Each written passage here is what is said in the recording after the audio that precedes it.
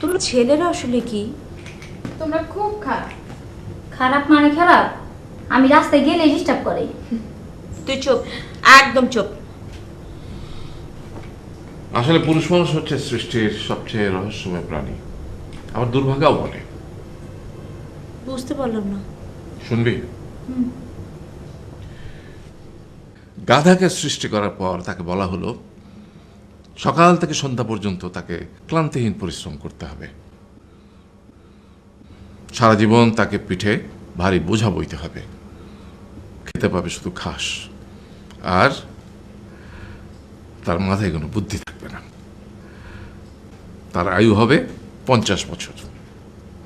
গাধা করজোড়ে সৃষ্টিকর্তাকে বলল, আমি এত বছর বাঁচতে চাই না, আমাকে 20 বছর আয়ু দেওয়া হোক।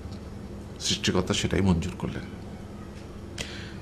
কুকুরকে যখন সৃষ্টি করা হলো তখন তাকে বলা হলো যে সে হবে মানুষের সবচেয়ে বড় বন্ধু, কিন্তু সে খাবে মানুষের উচ্ছিষ্ট, এবং তার আয়ু হবে 30 বছর।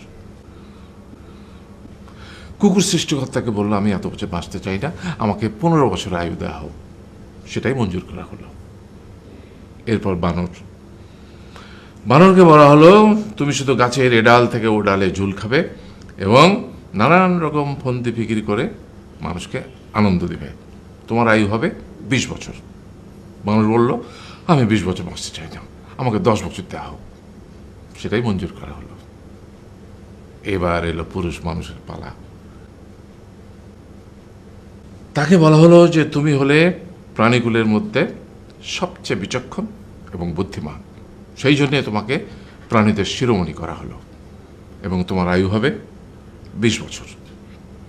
তখন পুরুষ মানুষ বলল, করজোড়ে বলল সৃষ্টিকর্তাকে যে 20 বছর আয়ু অত্যন্ত কম, হে প্রভু, আমাকে ওই গাধার সে যে 30 বছর আয়ু চায়নি সেটা আমাকে দেয়া হোক, ওই যে কুকুর 15 বছর ফিরিয়ে দিয়েছিল সেটাও আমাকে দেয়া হোক, আর যে বানর 10 বছর নেয়নি সেটাও আমাকে দেয়া হোক। 20 বছর অত্যন্ত কম, আমি দীর্ঘদিন বাঁচতে চাই। সৃষ্টিকর্তা সেটাও মঞ্জুর করলেন। তারপর কি হলো? সেই থেকে ছেলেরা পুরুষ মানুষ হিসেবে বাঁচে 20 বছর, তারপরের 30 বছর সংসারের বোঝা পিঠে করে বয়ে বেড়ায়, সেটা কার মতো? গাধার মতো। তারপরের 15 বছর সে তার ছেলেমেয়েরা যা দেয় সেই রকম ঠিক কুকুরের মতো উচ্ছিষ্ট খেয়ে বাঁচে। আর তারপরে বৃদ্ধ বয়সে ঠিক বানরের মতো, যেমন গাছের এডাল থেকে ওডাল ঝুল খায় বানর, তেমনি এই ছেলের বাড়ি থেকে ওই ছেলের বাড়ি, আর নানান রকম ফন্দি ফিকির করে তার নাতি নাতনিদের আনন্দ দেওয়ার চেষ্টা করে।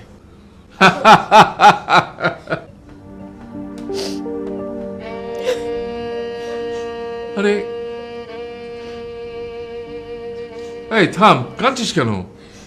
তোমাদের কত দুঃখ বাবা, এত কষ্ট। আহারে